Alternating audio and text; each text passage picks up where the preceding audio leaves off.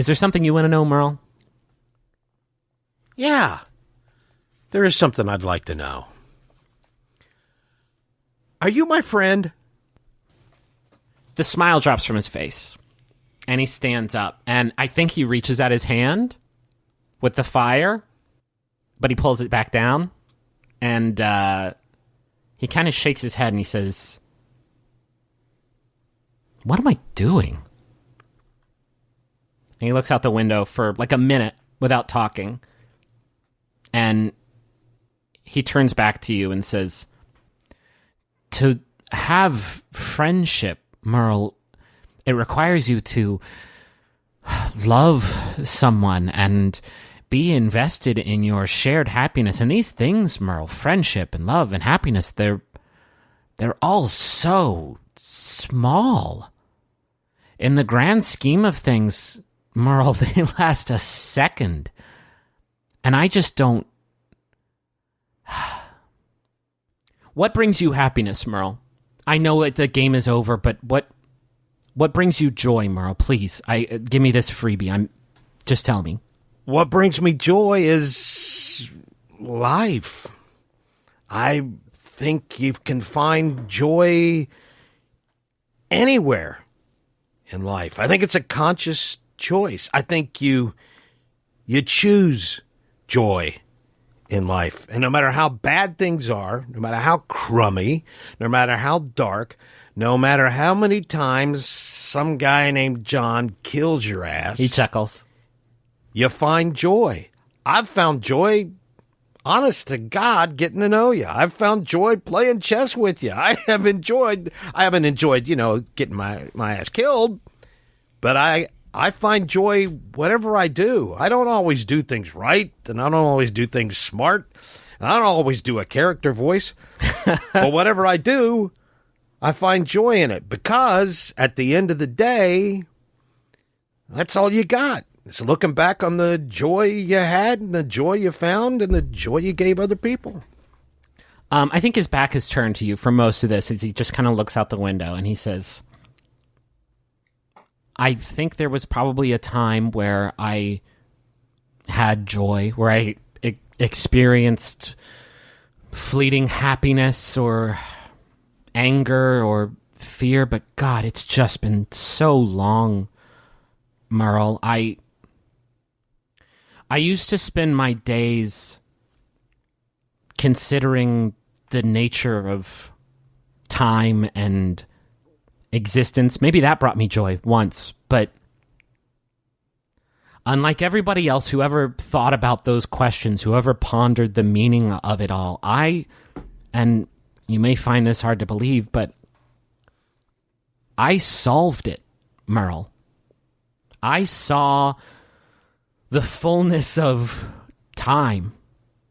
I pondered eternity and was the first person and only person to successfully visualize its treacherous arc." He sits back down across the chessboard from you and he says, "You're a man of the cloth, Merle. Certainly you've wondered too about what awaits our consciousness after death, and he laughs. He says, "What am I saying? I've given you a first-hand experience a few times in this very room."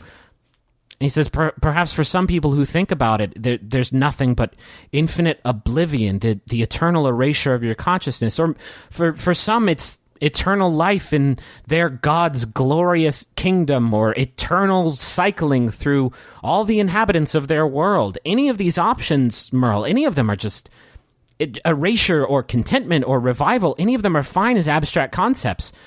But eternally, Merle, eternally, you can't possibly conceive of the length of eternity, Merle. I have. It's maddening and hopeless, but it's this burden we're all saddled with from the moment of our creation. It's a finish line that, by its definition, will never arrive. It stretches forever and ever. It's too ambivalent to even taunt those trapped behind it.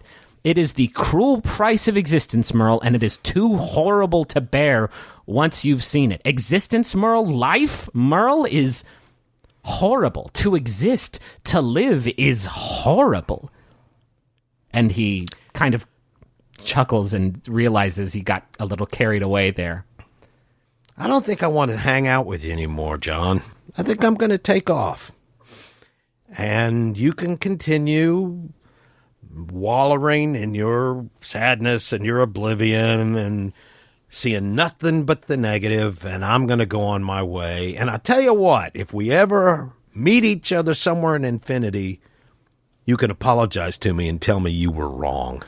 He chuckles a little bit, and he turns towards you and he says, I'm sorry you feel that way. You're the first person who I've sort of talked about this to who hasn't listened. Everyone listened, Merle. I'm not being hyperbolic. Every person in the world was swayed. I don't know why you're different, but everyone else listened. Everyone across our whole plane of existence. Our shared vexation with life covered the world like a blanket, and soon every bird in the sky and every tree and every forest and every blade of grass and grain of sand shared our fury, and it wasn't long before it changed us.